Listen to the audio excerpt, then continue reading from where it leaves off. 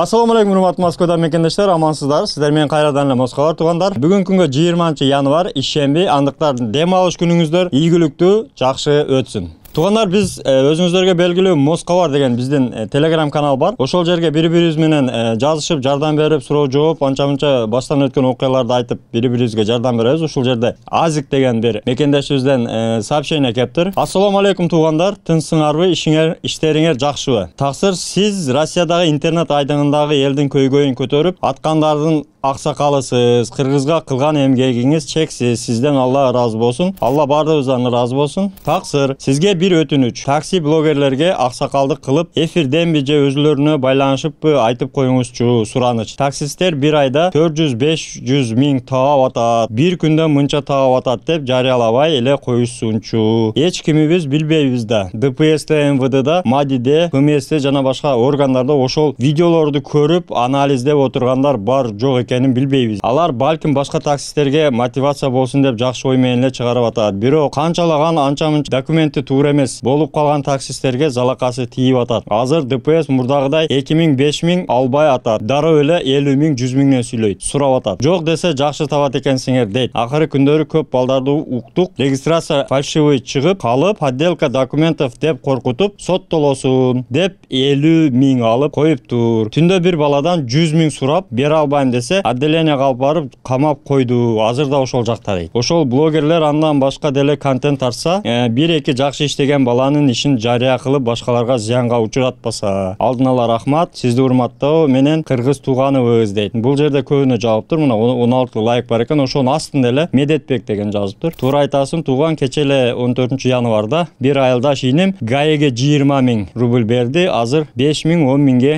ынабайт экен. Жумбаштар дейт. Таксисттерге айтарыбыз. Эгерде 50 миң 100 миң сураса, коррупциондук жол менен акча алуу болуп калат. Акчаны предлагать эткен деле, акчаны алган деле бул мыйзамсыз иштерге барган жаран катары эсептелет Россияда. Өзүңүздөр билесиздер, негизи эле Россияда коррупцияга каршы өзүнчө бир комиссия, органдар көп. Ошолордун арасында прокуратура бар, башкасы бар. Ушул нерселерди эгерде сиздердин башыңыздарга түшсө, группалар, такси группалар менен бөлүшүп коюңуздар, айрыкча таксисттер бири-бириңиздер менен. Бир жолу катары айта кетейин эми. Эгерде ушундай 50 миң 100 миң сураган болсо, биринчи эле отказ берип андай нерсени кылбаш керек.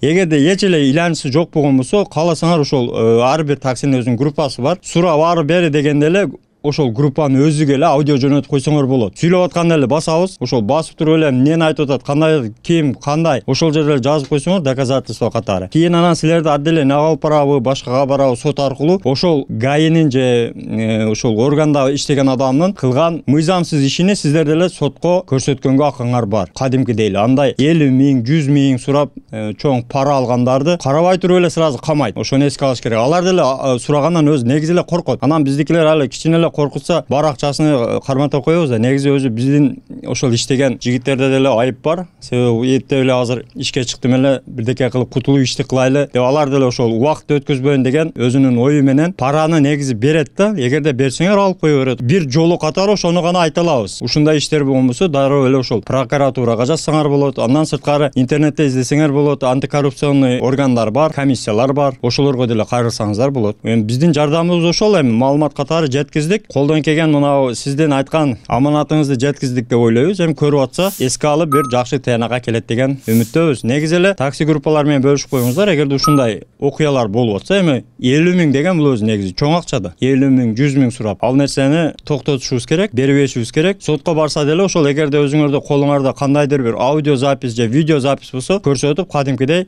наоборот алардан деле мыйзамдуу жоопторду алсаңыздар болот. Негизи эле анан бири-бирибиз менен ынтымакта бололу. Ошол окуялар болсо бөлүшүп, группалар менен бири-бирибизди кабар алып, жардамдашып турганыбыз жакшы тугандар. Эгерде мекенге учамын, мекенден Россияга учамын деп ишеничтүү билет издеп атсаңыздар, баягы эле Осман авианын жигиттери сиздерге кызматта. Чек арага миграционный жаңылайм деп миграционный үчүн бара турган болсоңуз, Мухиддин кызматта өзү до конца алып барып, жылуу жумшак барып келесиздер. Анан эң эле негизгиси ошол Россияда жүргөндө бардык эле баягы кечеги юристтер деле айтып атат, өзүңүздөрдүн документиңиздерге так, өзүңүздөргө сак болуңуздар. Регистрацияны таза кылыңыздар. Таза регистрация боюнча баягы эле 8936 111 79 11 номерине кайрылсаңыздар жардам берет. Колдон келишинче квартиранын ээлери менен өзүңүздөр мындай тааныш аркылуу гана кылдырыңыздар, себеби баягы мошенниктерге түшүп, аларга акча которуп, алданып калбаңыздар тугандар. Бөтөн жерде өзүңүздөрдү этият кылып, ден соолукту жакшы караңыздар, үй бүлөңүздөр менен тынч болуңуздар тугандар.